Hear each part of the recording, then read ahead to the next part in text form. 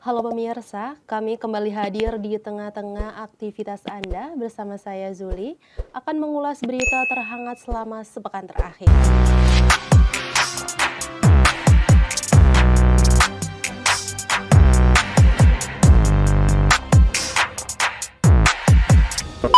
Berita pertama pemirsa, pemerintah resmi menetapkan 14 proyek strategis nasional atau PSN baru pada tahun ini. Adapun proyek PSN baru yang ditetapkan diantaranya pengembangan Green Area dan Eco City di lokasi PIK 2 senilai 65 triliun rupiah, serta pengembangan kawasan terpadu bumi Serpong Damai atau BSD senilai 18,54 triliun rupiah. Beberapa pengamat berpendapat PIK dan BSD sebaiknya tidak ditetapkan sebagai PSN karena PIK dan BSD sudah bisa berkembang secara mandiri tanpa harus menjadi PSN. Sementara itu, Menko Perekonomian Airlangga Hartarto menjelaskan, selain dapat menciptakan puluhan ribu lapangan kerja baru, pendanaan 18 PSN baru ini murni oleh swasta, sehingga tidak membutuhkan dukungan dari APBN. Beralih ke berita selanjutnya pemirsa, sebanyak 1.047 mahasiswa dari 33 universitas di Indonesia diduga menjadi korban perdagangan orang. Dengan modus magang di Jerman berkedok program Merdeka Belajar Kampus Merdeka atau MBKM dari Kemendikbud pada akhir 2023 lalu.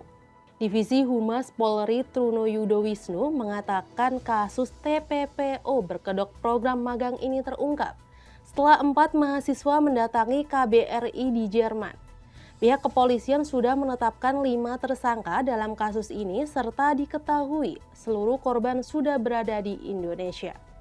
Berita selanjutnya, beberapa jam setelah penetapan pemenang Pilpres 2024, Kamis 21 Maret pagi, Timnas Amin resmi mendaftarkan gugatan terkait dugaan kecurangan Pilpres 2024 ke Mahkamah Konstitusi. 3 hari kemudian, Tim Pemenangan Nasional atau TPN Ganjar Mahfud menyusul untuk mendaftarkan gugatan mereka ke MK.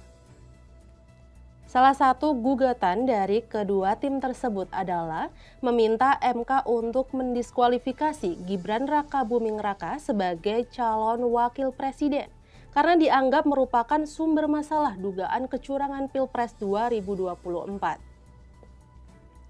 Wakil Dewan Pengarah TKN Yusril Ihza Mahendra mengatakan bahwa permohonan Timnas Amin dan TPN Ganjar Mahfud yang meminta Pilpres 2024 diulang usai Gibran didiskualifikasi sulit untuk dikabulkan.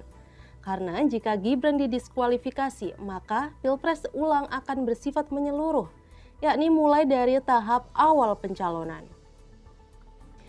Berita terakhir pemirsa, hingga Selasa 26 Maret sedikitnya 137 orang tewas dan 182 orang lainnya terluka akibat serangan sekelompok pria bersenjata menyerbu gedung konser di Moskow, Rusia pada Jumat 22 Maret malam. Kelompok militan ISIS telah mengaku bertanggung jawab atas serangan tersebut. Sementara itu, Presiden Rusia Vladimir Putin berjanji menghukum semua pihak yang terlibat dalam penembakan massal tersebut.